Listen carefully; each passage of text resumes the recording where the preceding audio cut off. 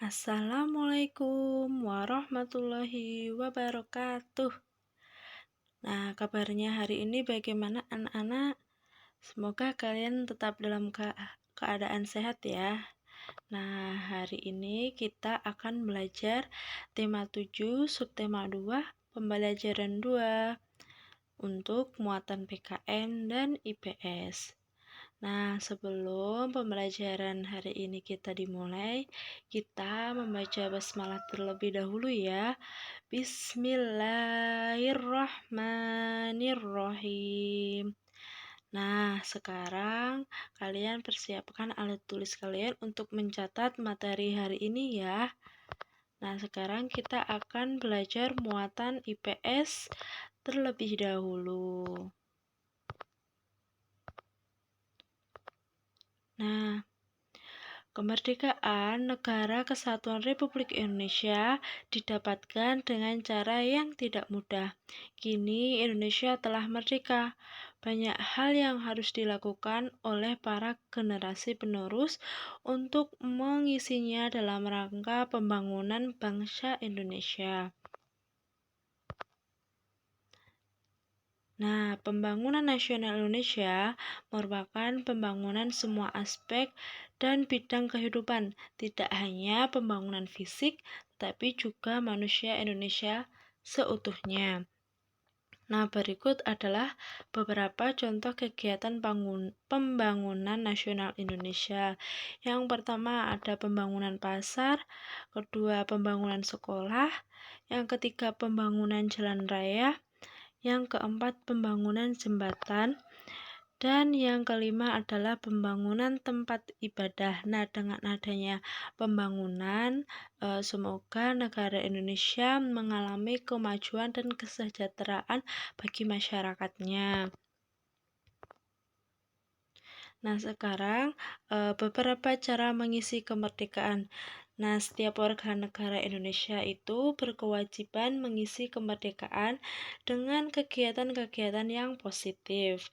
Nah, sesuai dengan peran masing-masing di dalam masyarakat, demikian juga dengan pelajar. Nah, berikut adalah contoh-contoh cara mengisi kemerdekaan sebagai pelajar atau sebagai siswa. Yang pertama adalah belajar dengan tekun.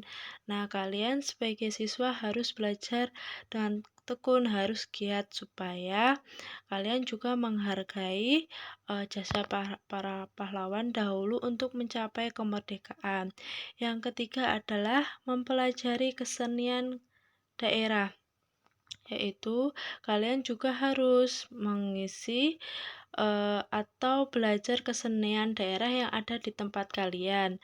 Kemudian mengikuti kegiatan pramuka. Mengapa kalian harus mengikuti kegiatan pramuka?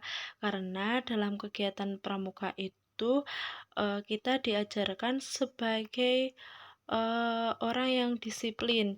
Kemudian yang terakhir yaitu mengikuti perlombaan. Nah, kita pada saat 17 Agustus atau memperingati kemerdekaan, kita seringkali ya mengikuti perlombaan-perlombaan yang dinamakan perlombaan 17-an.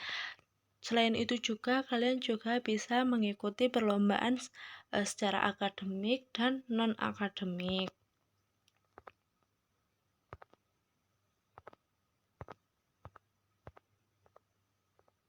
Nah, selanjutnya untuk mengisi kemerdekaan dapat dilakukan dengan mengamalkan nilai-nilai Pancasila dalam kehidupan sehari-hari. Nah, sejarah lahirnya Pancasila itu kapan ya? Nah,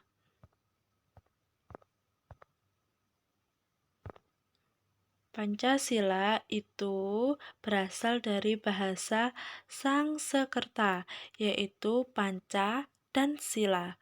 Panca artinya 5 dan sila artinya dasar. Jadi kalau digabungin menjadi Pancasila yang berarti 5 dasar atau 5 asas. Nah, ini adalah contoh-contoh usulan-usulan sebagai dasar negara Indonesia. Yang pertama, yaitu Muhammad Yamin pada tanggal 29 Mei 1945, yang berisi usulan-usulan dasar negaranya. Yang pertama adalah peri kebangsaan, yang kedua peri kemanusiaan, yang ketiga peri ketuhanan, yang keempat peri kerakyatan, dan yang kelima adalah kesejahteraan rakyat. Kemudian yang kedua yaitu usulan dari Profesor Dr. M.R. Supomo pada tanggal 31 Mei 1945. Nah, yang isinya adalah yang pertama persatuan, yang kedua kekeluargaan, yang ketiga keseimbangan lahir batin, yang keempat musyawarah, yang kelima keadilan rakyat. Dan yang terakhir yaitu tokoh proklamator kita yaitu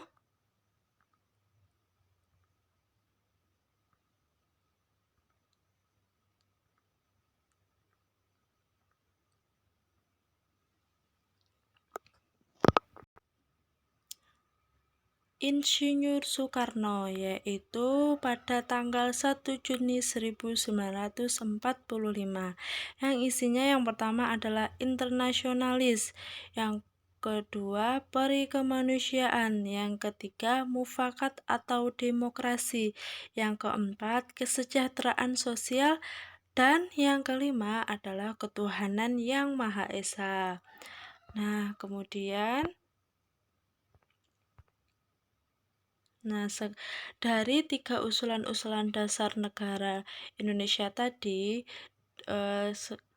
ditemukan atau dilahirkannya Pancasila, yaitu sekarang yang berisi yang bunyinya pertama adalah ketuhanan yang Maha Esa, yang ketiga kemanusiaan yang adil dan beradab, yang ketiga adalah persatuan Indonesia, dan keempat kerakyatan yang dipimpin oleh hikmat, kebijaksanaan dalam permusyawaratan dan perwakilan. Yang terakhir adalah keadilan sosial bagi seluruh rakyat Indonesia. Nah, pada tanggal 8 Agustus 1945 disahkannya Undang-Undang Dasar 1945 yang di dalamnya termasuk pembukaan Undang-Undang Dasar 1945 yang terdapat Pancasila di dalamnya. Nah, Pancasila itu terbentuk dari usulan-usulan tiga tokoh tadi. Nah, untuk memperingati Hari Kesaktian Pancasila, yaitu diperingati pada tanggal 1 Juni 1945. Nah, Indonesia itu merupakan negara yang kaya raya akan kebudayaan. Berbagai kebudayaan tersebut harus dilestarikan dari generasi ke generasi agar tidak punah. Nah, berikut adalah contoh-contoh dari kebudayaan yang ada di Indonesia. Yang ini adalah banyak tarian-tarian yang ada di Indonesia. Masih banyak sekali kebudayaan-budayaan yang ada di Indonesia. Ada kesenian, ada tradisi-tradisi kedaerahan, dan lain-lainnya. Nah, bagaimana cara melestarikan kebudayaan Indonesia? Nah, salah satu contohnya yaitu yang pertama, mengenali dan mempelajari berbagai kebudayaan daerah sendiri dan daerah lain Indonesia. Yang kedua yaitu harus ikut berpartisipasi aktif dalam berbagai kegiatan kebudayaan. Contohnya kalau ada kesenian daerah atau di kampung kalian ada klub atau jatilan, nah kalian bisa mengikuti kegiatan kesenian tersebut. Terus yang ketiga yaitu mengajarkan kepada generasi penerus bangsa. Nah, sebagai orang tua Mereka harus memberikan atau mengajarkan kebudayaan kepada anak-anak kita, supaya mereka tetap mengenali kebudayaan Indonesia. Terus yang keempat yaitu mencintai kebudayaan daerah sendiri tanpa merendahkan kebudayaan daerah lain. Kemudian yang terakhir yaitu tidak mudah terpengaruh dengan masuknya berbagai kebudayaan asing.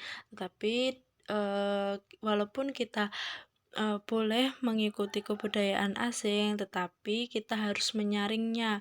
Apakah itu baik buat kita atau tidak baik untuk negara kita, yaitu Indonesia. Nah, selanjutnya kita akan belajar muatan PKN. Nah, kita akan belajar fungsi dan kedudukan Pancasila. Nah, Pancasila itu sebagai dasar negara. Maksudnya itu apa? Nah, Pancasila adalah sumber dan dasar segala aturan hukum di Indonesia. Jadi, segala aturan atau eh, tata tertib yang ada di Indonesia itu berdasarkan Pancasila. Kemudian Pancasila sebagai pandangan hidup atau ideologi bangsa. Maksudnya yaitu Pancasila adalah nilai yang ideal untuk diwujudkan di masyarakat. Yang ketiga yaitu Pancasila sebagai kepribadian bangsa. Maksudnya yaitu Pancasila tidak membeda-bedakan Indonesia dengan bangsa lainnya. Nah, contoh-contoh budaya khas yang ada di Indonesia yaitu ada gotong royong.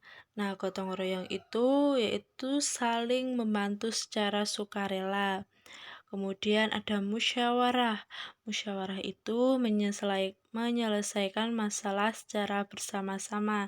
Jadi, ketika ada permasalahan-permasalahan yang ada di sekitar kita, di masyarakat, di sekolah, nah kita harus menyelesaikan secara bersama-sama agar mencari titik terbaiknya itu seperti apa.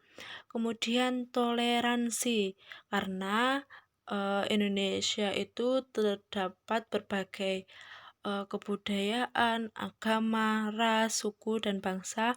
Jadi kita harus bersikap rukun dan damai dalam perbedaan. Nah, cara bersikap terhadap teman yang berbeda latar belakangnya tentu banyak sekali ya. Teman-teman kita mempunyai latar belakang yang berbeda. Yang pertama harus menghormati dan menghargai sesama teman. Nah, yang kedua, menolong teman tanpa membeda-bedakannya. Jika kita mempunyai teman yang hanya berasal dari daerahnya satu daerahnya saja, itu tidak bagus. Jadi mereka kalau bisa menolong temannya yang berasal dari daerah manapun tanpa membedakan ras, suku, bangsa, dan agama. Kemudian yang ketiga yaitu menumbuhkan semangat persaudaraan. Nah, banyak banget perjuangan yang kita dilalui oleh para pahlawan untuk memperjuangkan Indonesia. Nah, berkat pengorbanan dan pengabdian para pahlawan, bangsa kita bisa terlepas dari penjajahan dan menjadi negara yang merdeka, bebas, dan berdaulat. Oleh karena itu, para pahlawan patut kita hormati dan kita teladani.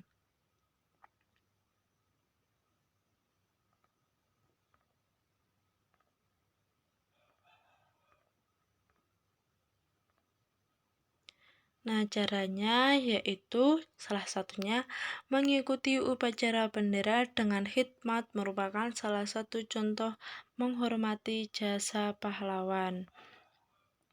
Nah, itu adalah contoh kegiatan upacara bendera pada hari Senin yang sering kita lakukan di sekolah. Nah, itu ketika mengikuti upacara harus dengan hikmat dan tidak boleh bercanda atau berbicara dengan temannya satu sama lain ketika upacara. Nah, contoh-contoh sikap pahlawan yaitu sikap rela berkorban. Maksudnya yaitu sikap rela berkorban adalah sikap yang lebih mementingkan kepentingan bersama di atas kepentingan pribadi. Yang kedua yaitu sikap berjiwa besar. Maksudnya yaitu sikap yang mau menerima segala yang terjadi dengan penuh kesabaran dan keikhlasan. Berjiwa besar dapat diwujudkan dengan mau menerima kekalahan dengan ikhlas, meminta maaf, dan memberi maaf. Nah, sekarang tugas buat kalian ya. Kerjakan tugas di bawah ini dengan rapi di buku latihanmu. Bacalah perintah pada setiap tugas dengan cermat.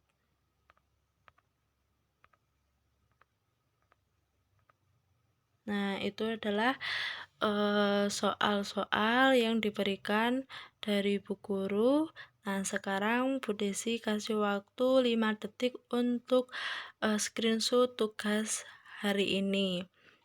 Iya, itu ada soal 5 yang harus kalian jawab ya.